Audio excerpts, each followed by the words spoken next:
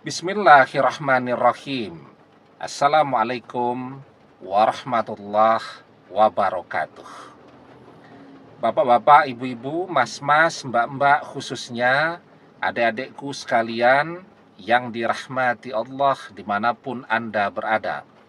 Kembali di IIP Channel bersama saya, IIP Wijayanto. Kali ini kita akan membahas tema 3 ciri-ciri mantan akan segera tumbang setelah mengkhianatimu. Ya.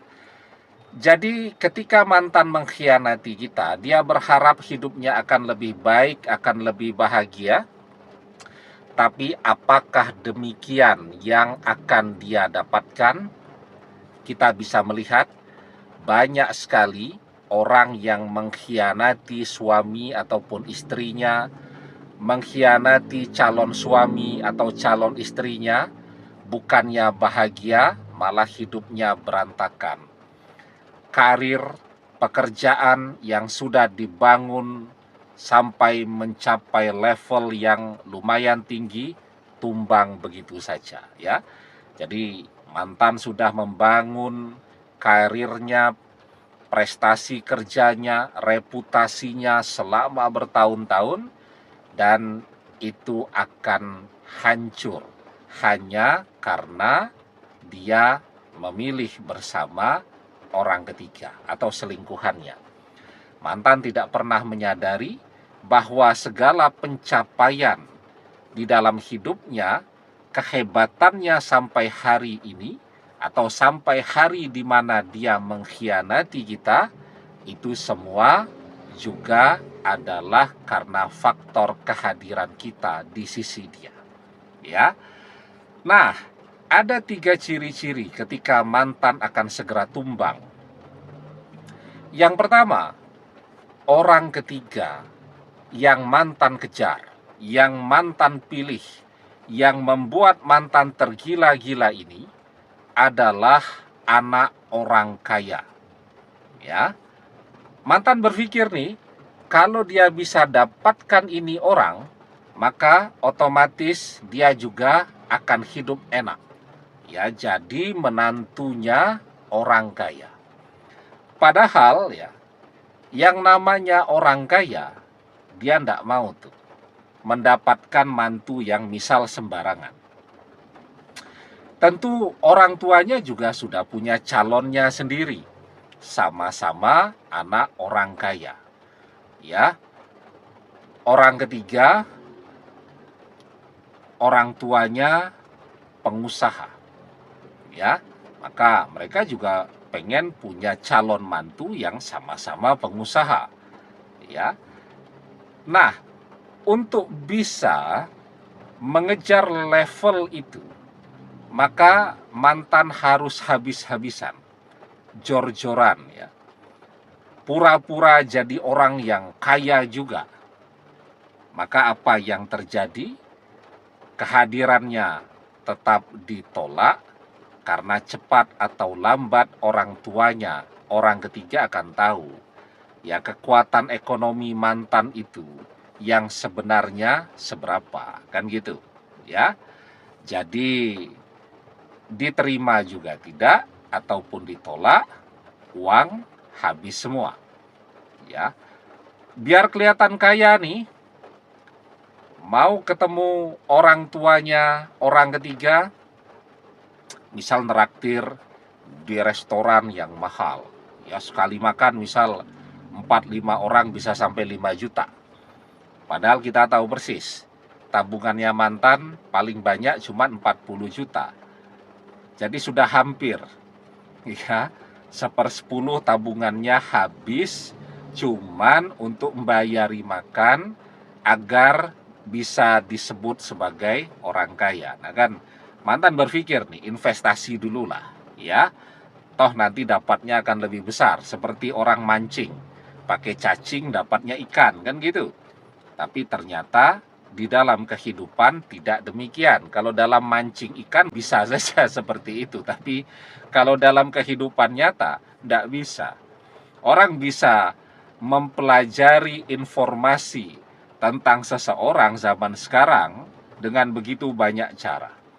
Ya, di googling ndak muncul namanya, jadi pertanyaan, kamu sebenarnya bekerja betulan atau tidak, kan gitu.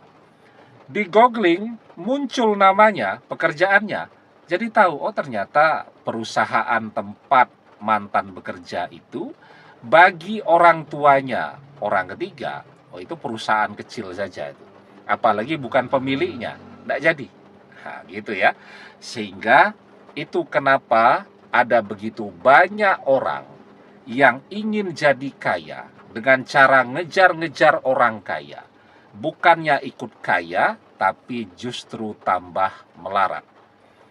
Maka kita diajarkan waman tazawwajaha limaliha lam yazidhullah illa fakron, dan barang siapa yang menikahi seseorang karena hartanya, maka Allah akan menjadikan orang itu melarat.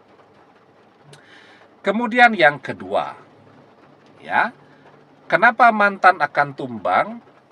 Misal orang ketiga ini kan anak orang kaya. Namanya anak orang kaya tentu gaya hidupnya high class, high cost ya.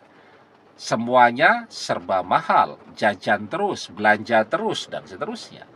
Tadi kan, agar kelihatan kaya raya, maka apapun yang diinginkan oleh orang ketiga harus bisa dituruti. Sementara tabungan tidak seberapa. Mantan begitu percaya diri untuk mengkhianati kita karena merasa sudah punya tabungan. Ndak taunya bersama orang ketiga yang kelihatannya anak orang kaya tadi, mantan jadi tidak punya apa-apa. Nah, jadi ketika orang sudah kehilangan tabungannya dan seterusnya, apalagi yang bisa membuat dia untuk bersaing kan. Nah, itu dua tanda. Dan yang ketiga, yang paling penting. Tapi sebelum kita bahas lagi lebih jauh, jangan lupa ya, adik-adik yang baru menemukan channel ini untuk memencet tombol subscribe dan menyalakan lonceng notifikasi agar Anda selalu mendapatkan pemberitahuan video-video terbaru dari channel kesayangan kita ini. Dengan subscribe, doa-doa kita selalu terhubung sehingga kita selalu bisa berdoa bersama-sama ya. Dan jangan lupa subscribe itu gratis ya. Nah, dan kemudian yang ketiga nih, kenapa mantan akan tumbang? Karena faktor doa kita. Banyak orang yang sakit hati, jengkel, kecewa, marah, dikhianati. Mungkin ada sedikit ya yang bisa menerima, ikhlas, ridho. Tetapi lebih banyak lagi yang ketika dia dikhianati maka dia akan berdoa yang buruk untuk orang yang sudah mengkhianatinya tadi. Ya. Dan memang berdoa yang buruk itu hanya diperbolehkan bagi orang-orang yang dikhianati atau terzolimi. La yuhibbullahul jahra bisu'i minal qauli illa man zulima wa kanallahu sami'an alima. Allah tidak menyukai ucapan buruk dengan terus terang illa man zulima, kecuali bagi orang-orang yang terzolimi. Wa kanallahu sami'an alima, dan Allah maha mendengar, Allah maha mengetahui. Ya, nah orang terzolimi mendoakan, misal tadi mantan bangkrut, kan jadi sombong karena merasa sudah punya tabungan sekarang. Kan jadi sombong berani selingkuh karena merasa sudah punya pekerjaan dengan gaji yang besar.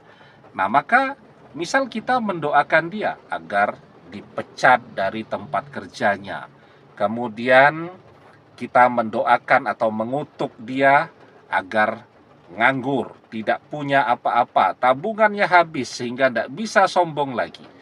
Nah maka apa yang jadi doa dari orang yang terzolimi itu akan terjadi kepada orang yang telah zolim kepadanya.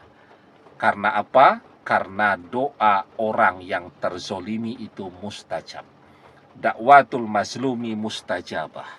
Doa orang yang terzolimi itu adalah doa yang mustajab. Karena orang yang terzolimi itu amat sangat dekat dengan Allah. Wattaqi dakwatal mazlum fa innahu laisa bainahu wa bainallahi hijab. Hati-hatilah dengan doa orang yang terzolimi, karena sesungguhnya tidak ada hijab, tidak ada tirai, tidak ada pembatas antara dia dengan Allah. Setiap doanya langsung Allah dengarkan. Maka kalau ada 3 ciri-ciri ini, maka sesungguhnya waktunya mantan dengan segala kesombongannya akan segera tumbang. Demikian, semoga bermanfaat. Wallahu a'lam bissawab, billahi taufik wal hidayah. Assalamualaikum warahmatullahi wabarakatuh.